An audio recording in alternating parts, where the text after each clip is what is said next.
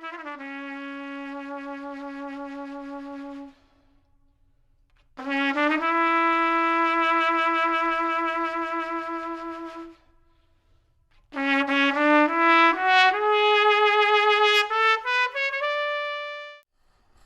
up, everyone? Welcome to the Talks&Gambits podcast, episode 5.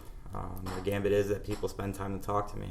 Today on the podcast, we have Mr. M. How are you doing, Mr. M? Not too bad. All right, so what's your occupation? I am a high school Spanish teacher. Okay. So, as a Spanish teacher, what do you try to really instill in your students?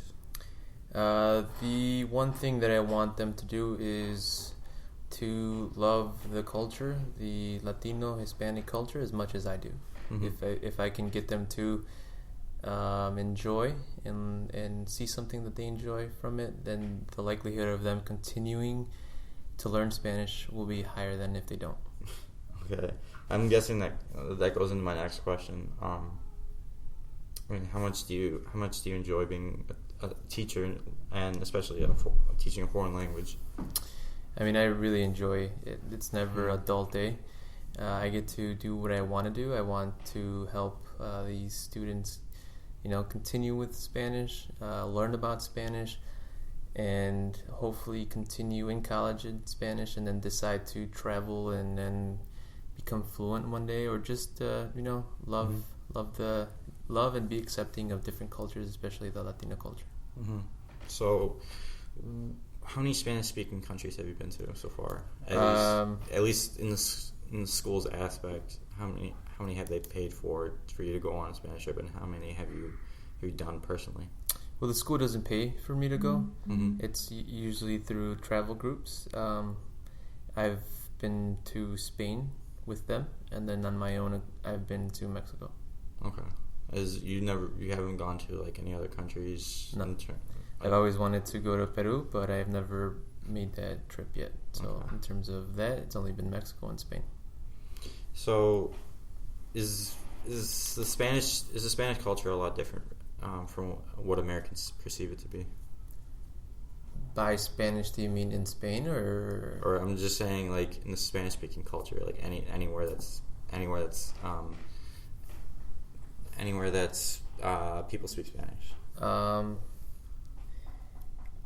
I say yes. And I know it's a lot different than... Yes. I say yes. I think it's a very difficult question to answer. Yeah, because I know it's a vague one, but like I'm saying, like... And in terms of, like, everyone can have their own perspective, but I think, let's just say most people don't, if they're not associated with the culture, probably don't have a good understanding of the Spanish-speaking cultures. Okay, so you gave a presentation the other day about what it means to be of the Latino culture. I mean, how was it for you growing up, and how is it for you now?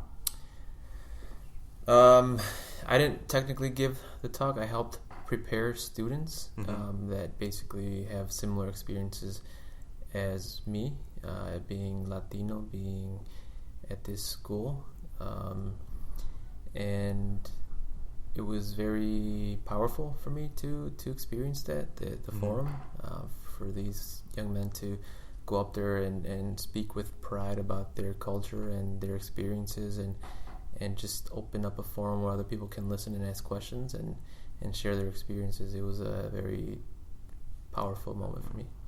I mean, I also come from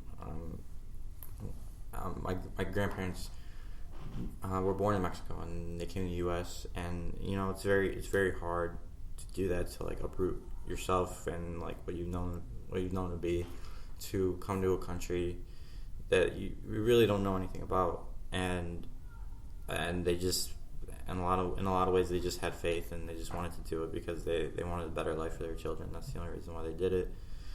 And they had 7 kids, and they're all growing up. They're all grown up, and they're in their 50s now, and they all have kids, and they all have grandkids. So it's a very heartwarming experience for them, especially because my grandma's a great grandma now, and she talks about like how important family is, and I'm assuming for you that must be a crucial thing.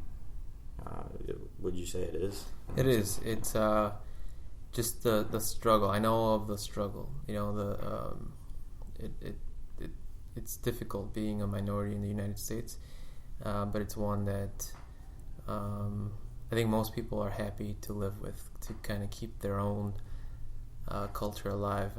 In one of the comments from the forum, one of the students said one of the things that person was most proud of is not necessarily completely assimilating into the U.S. culture. It's basically being able to still keep your own culture, the Latino culture, whether it be Mexican, whether it be Puerto Rican, while other cultures have come here and kind of lost some of that. I think the Latinos have kept that. So I do know the struggle.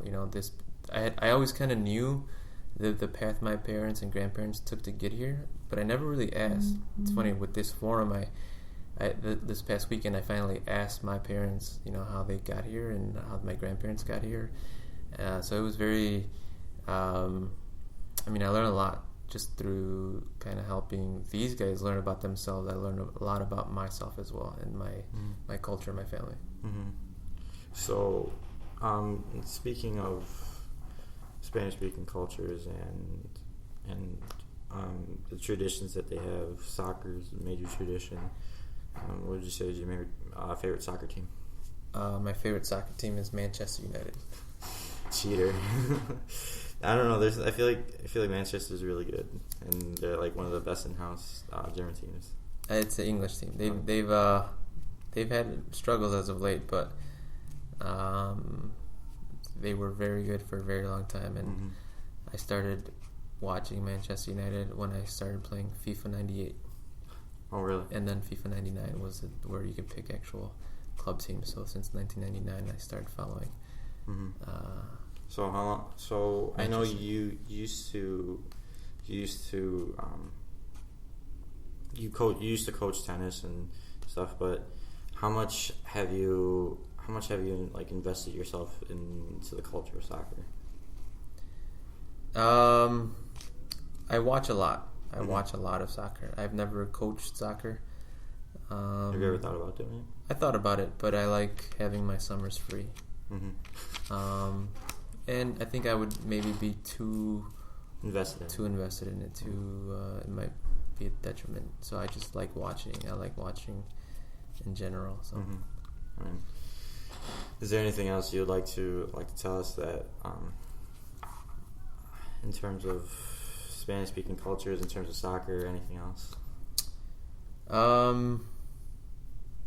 No, I think it's just with anything, you have to with culture, you have to be open to other people's cultures, and kind of put yourself in their shoes before you start judging. You shouldn't be judging, but you should kind of put yourself in their shoes before you say anything about somebody else. And I think that's something we don't have much of. Hopefully people start realizing they should do that. All right. I feel like that's a good place to wrap up on. Everything was great.